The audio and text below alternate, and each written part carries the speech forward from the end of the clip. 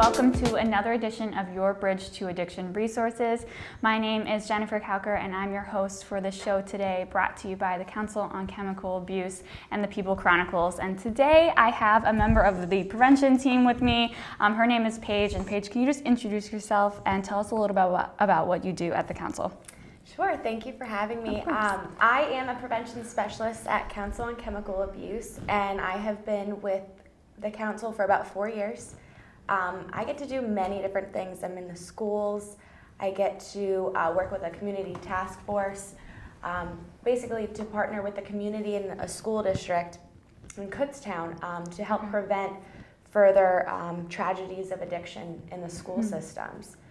And in the summer, we're out in playgrounds, we're at gym facilities, constantly trying to spread more prevention as much as possible. Summer program. So when you're in the schools, what do you talk to the kids about? Is there a certain curriculum that you are doing in each of the schools? Yes, very excited about it. This year I am working with a grant, and we are reaching 15 plus classes in the Reading School District. And the curriculum is an evidence-based curriculum called Botvin LifeSkills. Yeah. And I am working with all sixth graders in 2 middle schools right now. Okay. Yes. So I did look a little bit up about life skills because I'm on the prevention team, but I don't teach life skills because you have to go through a certification process, right? It's not like you just get the curriculum and you just go in a classroom. No, yeah. no, you don't. There's definitely a training with it. Okay. And then recently, my supervisor and I are now it's called Trainer of Trainers for this curriculum. And we're now able to train teachers in the school districts because our big thing with this grant and how prevention works, it needs to be consistent. Yeah. So you can't just have 1 year. You need to consistently grow the conversations as the kids grow. Yeah. So we're able to train the teachers to keep sustainability of the program. That's great. And then, the teachers are with them on a daily basis then, because you are just there, it's like, is it 15 sessions? It's 15 sessions. So you're there for 15 weeks. Is it once a week? Does it vary on the school? It varies on the school, and it also varies on the number of students you're trying to reach. Yeah. For me, with the large amount of students in the Reading School District, I'm there once a week per cycle. There's just so many. I'm actually technically in the school 3 times, but I'm only reaching each group of kids once a week. Yeah, so that's great that you're working to teach the teachers too. Yeah. Because they're with the kids every day, and then they're learning. Exactly. Like my roommate's a teacher, and I'm sure she could benefit from that too, because then you learn. It sounds like life skills is more about, I was on their website and it's talking about how they're not just about the dangers of drug abuse either. They're they have a positive spin on things to empower kids to say no and how they can do that. Exactly. Yeah. And just simply talking about their self-esteem, talking about how to handle conflicts. There's conversations we don't really get to have in our schools because of the amount that is on the teachers' plates. So for us to be able to go in there and really have conversations about how to handle this, and it's okay to have anxiety, it's normal, here's what you can do about it. You're really providing them so many good life skills and resources. Yeah, and it's really effective. We'll probably, I know one of the shows is going to be with Jackie, our prevention manager, so she's going to talk more about it too, but there's the research that shows that life skills training is one of the best, is the best choice, it sounds like, when it comes to evidence-based curriculum.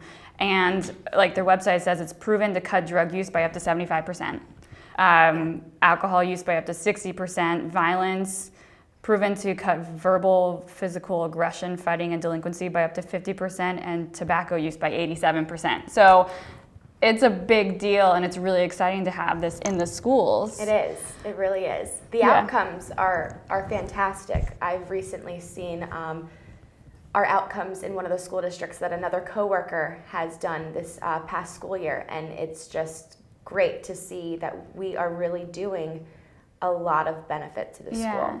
So as a teacher, when you go into a school, what does a day look like? When you go into the classroom, because your first class, you have a pre-test, right? Yes. So kind of just, can you talk to us about what your first day kind of looks like when you're talking to the kids? Yeah, it's interesting. Every school is different, but you have to do a pre-test because that's how you get your outcomes. You start with a pre-test before they know any of the information, and then you start your lesson, and the first one is on self-esteem and self-image, and really talking about how we feel about ourselves really truly affects the way we behave. It affects the way we act, and really kind of discussing that with them and having them see that if I think positively about myself, I'm going to have stronger, better outcomes. Yeah. There's activities which makes it more enjoyable for the students, so it's not constantly talking. This year I've had about 30 minutes, so it makes it a little bit harder. I have to squeeze in some. Yeah, that's a lot to do that. in 30 minutes. It is, and it also allows us to have more sessions a little bit because of just the setup and the time. And try and get to know the students. I try and be real with them. I am an adult. I am teaching them this information. Yeah. However, I can still work on my own self-esteem. I still need to work on my own decision-making. I still need to work on how to appropriately be assertive. Yeah. So I just try and be as real as I can and say, this is stuff we always can practice. Yeah. You're not going to get it starting today just because we're talking about it. It's like we really have to practice at this. Yeah, and being authentic with them. Yes. They can resonate with that. And I know I haven't taught life skills, but being in the classroom, they respond a little differently when you're a like special teacher. Yeah, you know? yeah, like now a you're, guest. yeah, exactly. You're like the guest speaker, so it's kind of exciting because they know it's different than what they're normally learning. Yes, exactly. So that's great.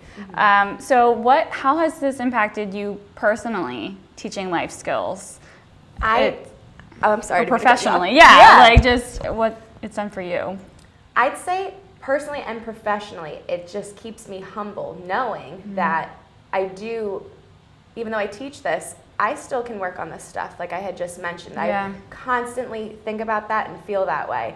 And I just love the conversations I have with the students. It's curriculum and the program is something I did not have growing up. And I just constantly think, what if I had this? How different some of my friends' lives could have been. Different experiences could have been for me. And I love talking about how advertisements, the big tobacco, I love having conversations with the kids about that and how we're all tricked into buying different products to benefit just to get money. Yeah, and I'm guessing, do they ask you a lot of questions too when you're in the classroom? They do. They have some awesome questions. That's good. They're great. I'd say my favorite question, it's an upsetting question, but it makes such a big impact when we are talking about tobacco and when we're talking about electronic cigarettes. We get into a discussion later about how advertisement companies really are tricking the kids and they are reeling them in with all different avenues. So normally, almost every class, someone will say, well, why are they still allowed to sell these cigarettes? Why are they still allowed to advertise? And why are they doing it? And making that point that it's like, they're tricking you. You don't realize it, but here are prime examples of how they're getting you and tricking you. Yeah. And they get mad. They get really mad. And they're sixth graders, right? And they're still like, the wheels are turning and they're getting it. They're getting it. And seeing their faces, seeing that connection is like, I hope I got at least one student today. Yeah, and we've heard stories, I'm sure you've had them too, with like one of them was one of our coworkers was in a school and I think it was a seventh grader. A senior asked him if he wanted a cigarette. Did you hear about this? No. Yeah, a senior asked a seventh grader who's doing life skills, and an upperclassman asked this seventh grader if he wanted a cigarette. He's like, no thanks. And he like was so excited because they just talked about refusal skills. Wow. And so we're hearing this on like a county level too. And I'm pretty sure I posted that on social media too. And like it got some reaction because what we're doing in Berks County and being in the classrooms is really an opportunity that isn't everywhere. And we're fortunate enough, to have the money to be doing this. Exactly. That's why I think I am still young and new to the field. I'm forever growing and trying to educate myself, but I just feel so blessed to work for COCA the amount of resources we have, the amount that we do, how many kids we're reaching just in one school district, let alone all of the others in the county. I'm blessed to work here. Yeah, no, I feel the same way, because when I started, I mean, we have a lot of people on staff who are in classrooms and then doing stuff behind the scenes, but like, I had no idea how much we were doing. And then you come in and you're realizing we've got 4 staff that are in classroom, barely in the office, because they're constantly teaching, and how fortunate the kids are. But I learn from it too when I'm in the classroom. Like, it's a learning experience on both ends. So my last question is, if there's one thing, you probably already touched upon this, one thing that you want people to know about what we do, or life skills that maybe they don't know yet that we've talked about. So one thing that we do, aside from life skills, that people might not know we do so much good work, and we all truly believe in all the work that we do. We advocate for recovery. I mean, talking about the disease of addiction is something that we try and do on all different levels, whether that's through teachers, whether that's with our kids, parents. I can't pick just one thing because we just do so much good work for all different populations and age groups, demographics. I feel that wherever there is a need, we're able to be creative and design a training, a presentation for whatever the need is. And I think that's really beneficial for our community in the county. And that's great for everyone to know that who does want education, we do have the ability to adjust to the community, and if it's students, if it's grandparents, if it's parents, like whatever they would like education on, we have that ability. So we do. We absolutely do. Well, thank you for joining and talking about life skills and your experience with COCA. Check back every week for a new story with your Bridge to Addiction resources.